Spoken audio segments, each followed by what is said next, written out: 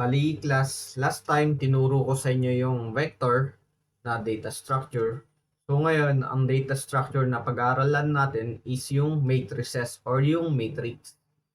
So, ano nga ba yung matrix? Type ko lang dito, matrix. Okay. Tapos, enter natin para bumaba. And, yeah. A matrix is a two-dimensional array of numbers having a fixed numbers of rows and columns and containing a number at a intersection of each row and each columns. Kumbaga mat sa math, pwede siyang tawaging Cartesian plane. Meron siyang 2 points. Kaya siya naging two-dimensional array numbers. So, paano ba gumawa ng matrix sa R? Ang paggawa ng matrix sa R is gagamit tayo ng function na ganito. So, type lang natin yung matrix, tapos yung data natin, n row kung ilang rows, tapos n call para sa columns, tapos by row f, or pwede ring false, o kaya true. Gawin natin by f, true. Tapos, yung dim names. So, kunwari, gagawa tayo ng data. Ito yung data natin, tapos gumawa tayo ng vector, tapos naka-assign siya sa data. May matrix is equal to,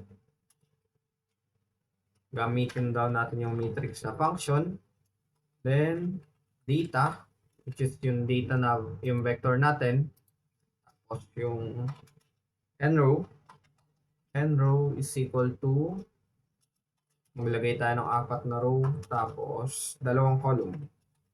Ang call 2. Bale, tapos by row is equal to false.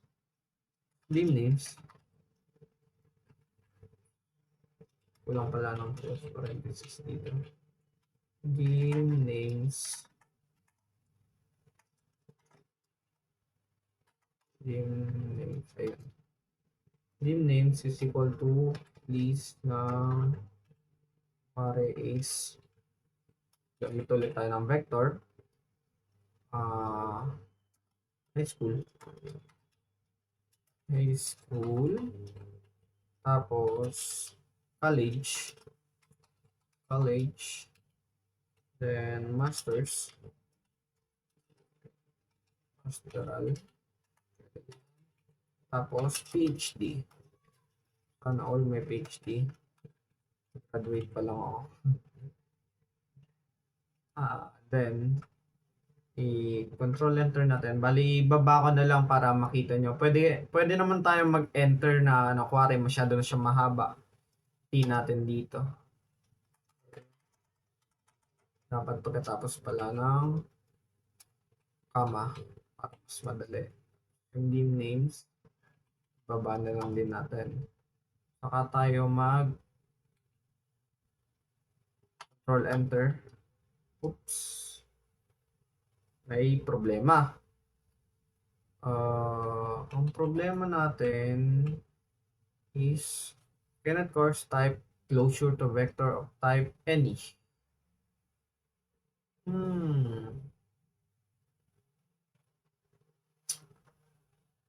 Paano ba? Vector is a mode.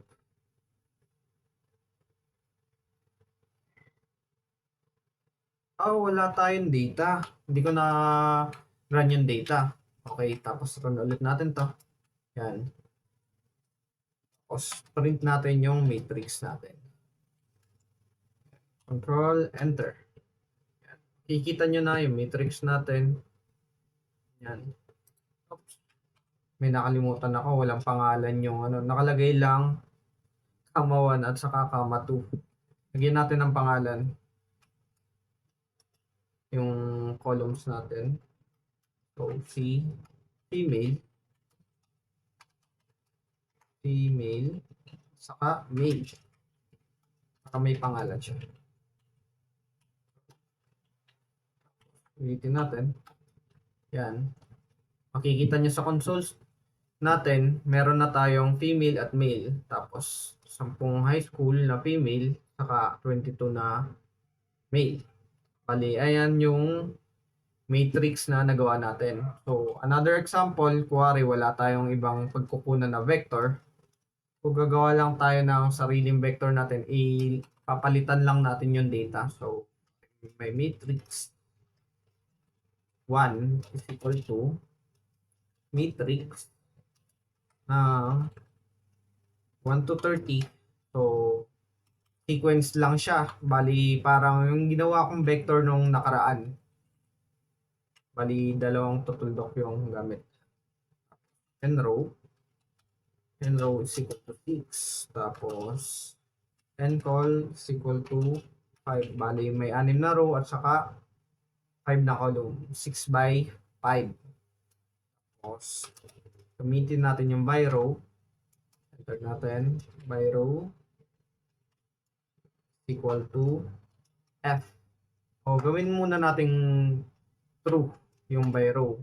Tapos, bigyan natin ng dim names. Equal sa ABCD na lang. This C tapos A B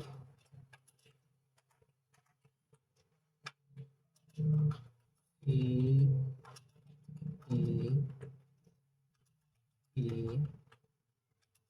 F. Tapos yung name ng column C is equal to blue, red, hindi natin kasi masyado mahaba, red, then white, green, saka yellow.